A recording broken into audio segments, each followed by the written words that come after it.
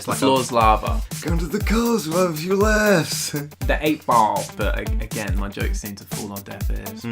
What? Frivolapes. Have you ever watched The Kettle? Yeah, it boils quite quickly. It goes somehow he's slider pan. yeah, it's like Austin Powers' bedroom. Yeah.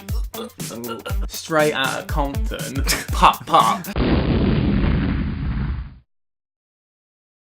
Welcome to the Film Me In podcast. I'm Callum.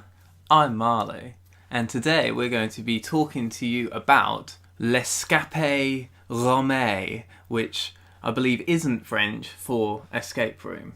By the time this episode comes out, it won't be officially out in theatres yet. This is going to be a spoiler podcast. We're going to go all in, put all our cards on the table. So We gonna ruin it for you. yeah. Buckle up, strap yourself in, because you're about to have a bumpy ride, y'all. So, yeah, it was not very good. Do you not think? I think it had a lot of potential, and I think that the storyline was extremely well thought out, but that does not mean that it was well written. The dialogue wasn't very good. That's what I mean. The script wasn't very good. So the narrative was good, all the elements of it were good, but the dialogue was just naff. The acting actually got progressively better as people died off, so I think it was kind of a case of, let's keep the better actors alive until towards the end. I'm a big fan of escape rooms. I know that you like that kind of thing as well. Yeah. So it's a film that I came into with some level of optimism. Okay. I quite enjoyed it because I sort of just had this detachment from reality. I know it was from the same producers of Saw. Yeah. So I was going into it thinking this is just going to be fun. The premise of it was quite good. It was like 5 people that have faced some sort of tragedy, and they are the sole survivors of their like specific tragedy, like a plane crash or being stranded on a boat or a car crash, something like that. Yeah, I suppose we should go through the rooms. Yeah, so room 1, the oven. We'll call it the oven. Yeah, let's call it the oven. Like one of them tries to get out, and it turns out that the door handle's not real. It like pops off, and it's like an oven dial behind it. So then someone has the clever idea to turn it on. A lot of this would be not like as deadly if they just thought through it first. If they're like, oh, that's an oven dial, because they address it's an oven dial, but then she just turns it on immediately. It's like, why don't you look around first? First it starts off with like a giant old school like heater. Yeah, it starts off like that, and then gradually it becomes like this fan forced like flame grilled whopper. It's mental. So basically they figure out that they need to place coasters down on a table. Okay, now this got ridiculous because you could have put anything, and there were tons and tons of items around the room, so you would have just put a snow globe on top of the glass. Like, that was a bit ridiculous that they had to, almost die for the sake of... There is that, but then they managed to all escape that room, don't they? Just about. What's her name? Amanda, yeah. Amanda freaks out she goes all Bruce Willis in the vent. The vent. She knows what a TV dinner feels like. Yeah. And then she freaks out, and then is it time to do my Bruce Willis impression? I didn't do one last episode. Come to the cars, we'll have a few laughs. That's Die Hard. You can cut that out if you like. Yeah, I might.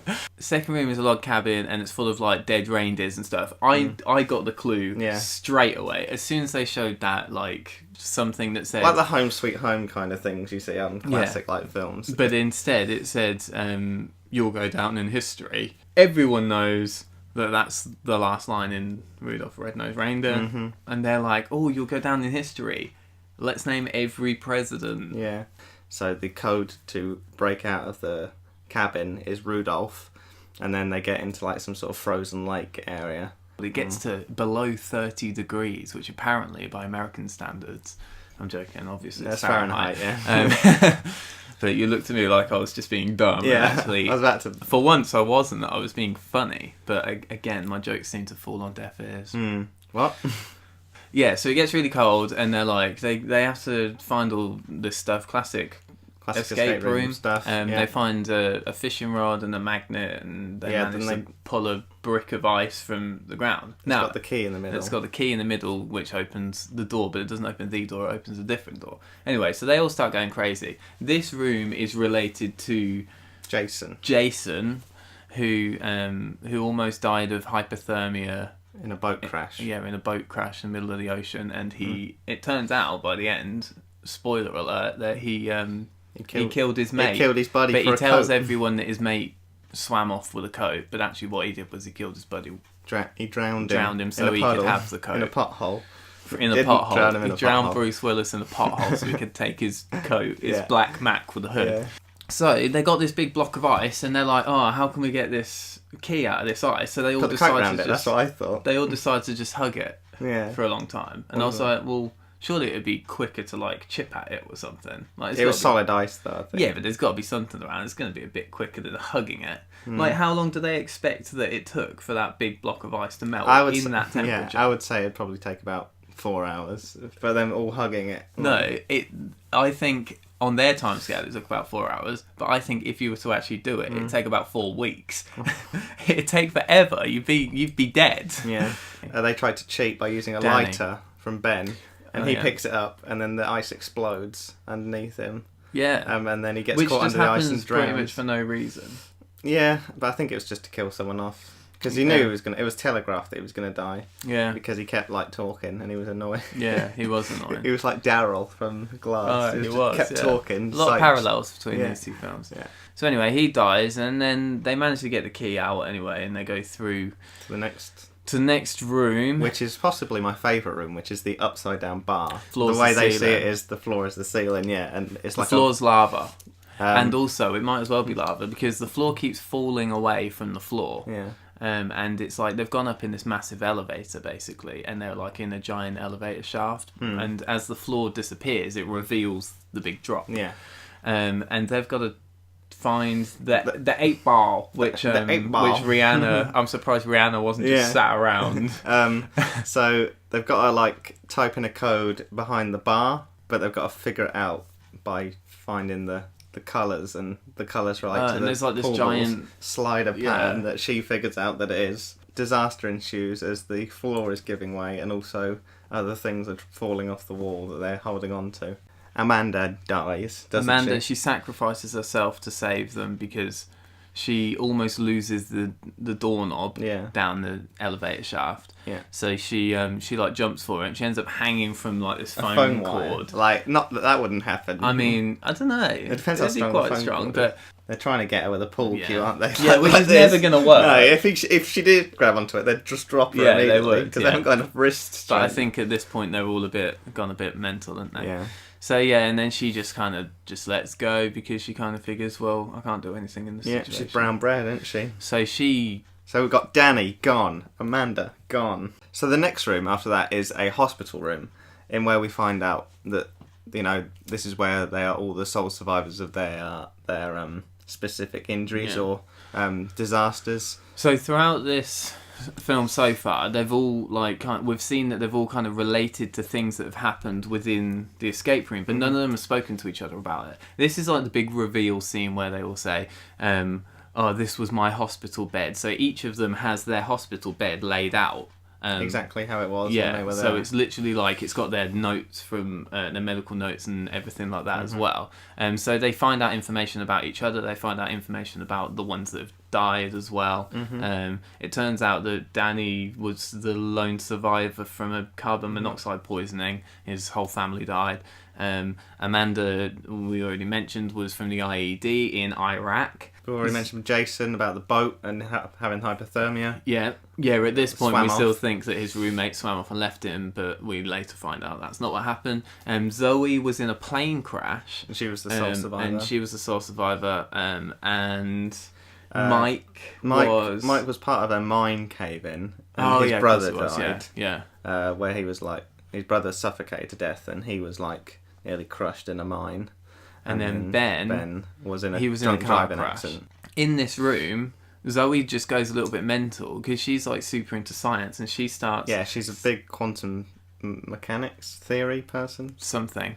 And she starts like smashing all the cameras off the walls. There's this whole theory that like an atom won't change or it's something called like Zemo cube theory or something like that. And it's like the idea that something won't change state if you're watching it. It's a watched kettle never boiled type No, thing. a watched pot never boils. A watched kettle.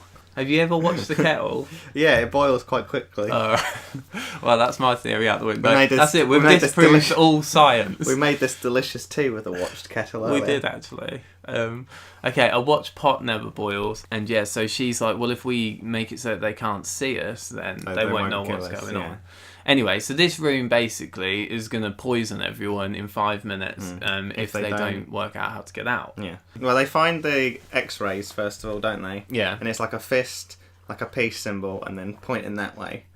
And they think it's like rock, paper, 1, 2, 3. Yeah. But Ben's like, my cousin's deaf. It's EKG in sign language, American sign language, shall we say?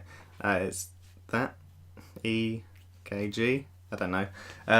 But so they have to hook their heart up. They think that you need to go to the highest. Make your heart rate as fast as you possibly can. So then, what's his name? Jason. Jason starts just like going a bit mental and electrocuting. He doesn't defibrillates. Defibrillates. Mikey, Big Mike, and he's like killing this guy with his big electricity. He ends up dying. He has like some crazy. He has a heart attack. He has a heart attack. Because his heart stops. Because his heart stops. And it's obvious. The whole time I'm sat there thinking, well, obviously, if you wanted to increase your heart rate, you would exercise or something. Yeah, None of them are like running around or doing anything like that. I'm like, obviously, the harder thing to do would be to decrease your heart rate. So then they work this out. And then Jason goes into like Zen mode. He goes somehow. He meditates and brings his heart rate down to 50. Which I didn't think was quite possible. I know this is a film, but like he manages to bring his heart rate down by like meditating. But this is while the poison's going on, and everyone else is like coughing and spluttering and dying. I wasn't sure if the whole poison thing, because he kind of goes near it as well. I wasn't sure if he was like if he was like trying to channel the poison. Or was he like Bruce Lee or something? I don't know what he was doing. Become one with the poison. Again, it's kind of like they get to the point at the end of each room and there's just something completely obscene. This is, in the first one it was the water on the coasters. The second one, it was the block of ice. Then it was hanging from the phone line, and now it's meditating, breathing in poison gases. And I think that's the thing, is where this film falls on its head. They have a really good idea, and then they're like, "Oh, we don't really quite know how to finish it." Zoe's still going mental. She's still like trying to smash everything up. We believe that she is dead because she sort of passes out. Yeah. But it does pan out a little bit, and you can see a little bit of a green coil. Yeah. Of like what you think could be like an oxygen mask. Yeah. So Jason and Ben go on to the next room, which I thought was really cool because it's like in a black and white sort of monochrome room, isn't it? It's full on like psychedelic 70s. Great. Like a vault. Yeah, a vault's a kind of door thing. They open that and then they realise that there was drugs laced on the handle. So they both start tripping and they've got to find the antidote before they move on. Yeah, and then the room just starts like flashing, and everything's like spinning round and strobe lighting. Melting. It's crazy. It's like Austin Powers' bedroom. Yeah, and Ben finds the antidote, and then him and Jason start fighting because Ben figures out that he killed his roommate, and then Ben pushes him away and he cracks his head on the corner, and then he drops to the floor. What's his name? Ben jabs himself in the leg with this antidote, and then he climbs out of the hatch in the floor, and he falls directly into the beginning scene. Which we haven't actually mentioned. No, we didn't. I thought it opened fantastically. Yeah, I thought it did as well. Like as soon as this happened and finished, and then it cut to like escape room, I was like, I like where this is going. As an intro, you just thought this is going to be seriously intense, which the film was actually all the way through. It was like the music and everything. You did sit there kind of thinking, are they going to make it? Yeah, absolutely. So he starts pulling on random bits and pieces on the wall because it's like a sort of maze with numbers on it. So it's obviously some sort of code. And as he does this, the wall starts closing in like some sort of Scooby-Doo-esque like mystery series, and like he's going to get squished if he doesn't hurry up. And he would have got away with it too if it wasn't for those meddling kids. And he sees a green book, so he runs and nabs that before he gets his hand cut off by the wall. And then that like tells him something about paintings, right? Yeah. And then they're all going... We're doing the Usain Bolt thing. And he figures out that where they're pointing to is the numbers on a clock. And so he puts that code in, And then the wall keeps getting closer and closer, and we think he's going to get squished. He gets a bit of chair leg in his leg, doesn't he? Bit of leg in his leg. And then it cuts away to Zoe. Yeah. Clean-up operation crew. Guys who are 2 rooms back now, where we think Zoe's dead. Mm-hmm. And they're like in hazard suits. Yeah, hazmat suits. And they... and then Zoe like isn't dead, and she stands up and she clocks them in the face with a big like drip walking cane thing. Yeah, the thing that she was like because she had an oxygen mask the whole time, which they addressed, and I thought it was a bit naff because they're like, oh, an oxygen mask. What are they going to do? What's she going to do with that? What are they going to... Because the acting wasn't great. What are they going to do with that? What did they think they would do with that? It's been a ride, babe. Yeah, it was like that. It was full on Tandy Newton. It could have been her, actually, in that suit. And somehow there's a gun. They drop a gun on the floor. Yeah. They've got a gun on the outside of their suit, even though you can't really do anything with those suits on. She bonks them in the head. Takes the gun and then tries to make her way out of the escape room. Meanwhile, Ben, we cut back to him, is in the billiard room with the lead pipe, and he... Full Cluedo. Yeah. As the room's getting tighter we and think tighter. that he's going to get crushed, and it sounds like bones are cracking, and he grabs his shield off the wall, and like sits in the fireplace. Yeah, and then it pushes him out the other side, and it's like, oh, I'm out the other side. Yeah, and then it's in some... back alley, dingy, like open warehouse with a bunch of flight cases. Yeah, super low budget. This is like the most low budget scene in the whole film, like even including the weird psychedelic room. Yeah, because it just looks empty. It just looks like they've not really. Oh, we didn't know what to do with it. So it's like they got there and they were like, oh, just put some flight cases over there. Looks a bit bare over there. So we find out that it was all sort of like an elitist game. Yeah, it's basically like newfangled Gladiator. Yeah, kind of. And there's this English geezer who you think isn't English. I think he's got a Dutch accent. I think he speaks a bit like this. We put like Sean Connery. We put you in the... Sean Connery's Scottish, isn't he? Yes. Yeah, so this guy's the game master, and he kind of explains everything, because obviously it's got to be explained to someone that you're going to kill. Yeah. And then he grabs this, like... what do you call it? Washing line wire. Yeah, he's got it. He tries to strangle Ben. He's trying to strangle Ben, and Ben takes this chunk of wood out of his leg, it's like a bit of chair, and he stabs him.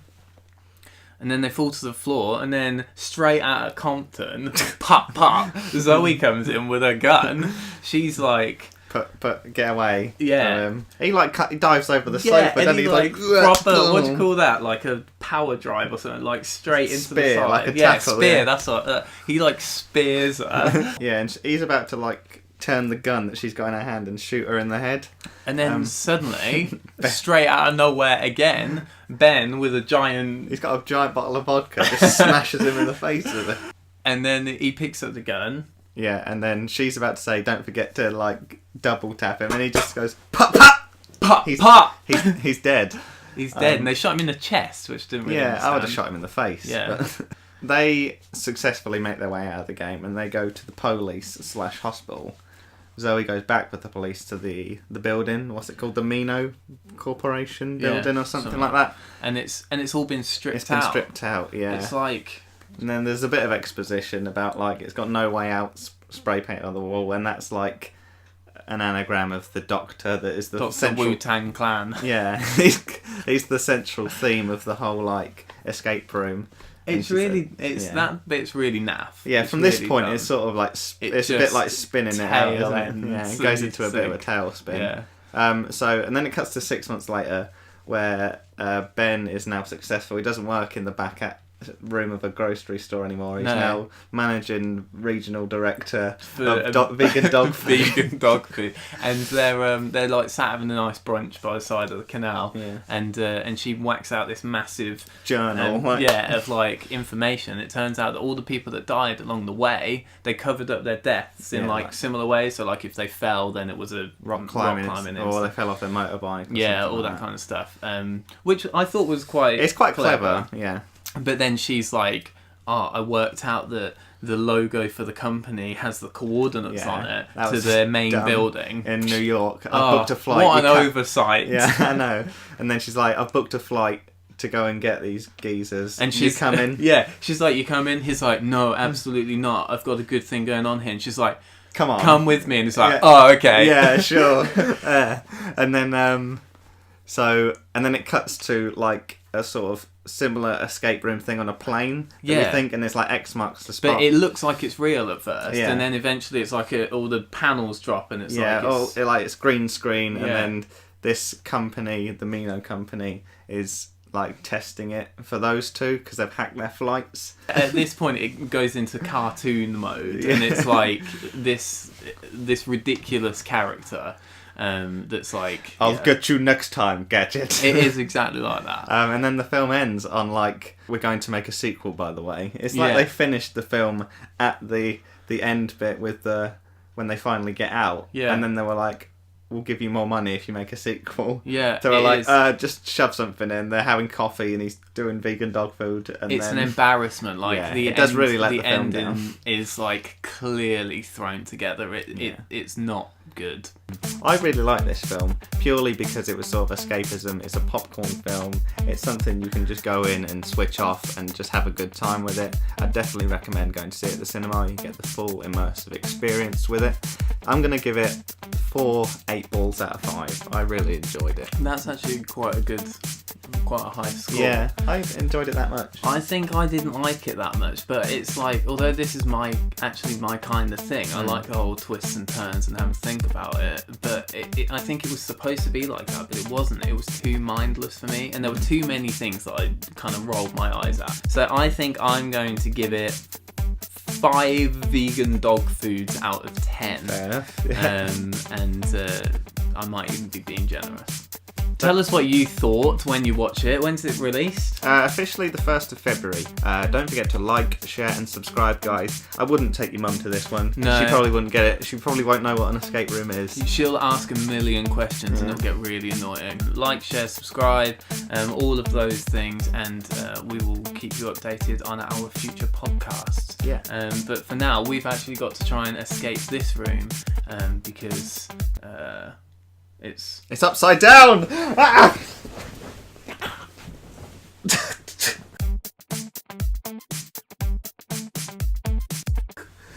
I'm looking for clues. Wait, my hair should be sticking up or something. I'm just getting a blood rush to my head. I'm like... Right, peace.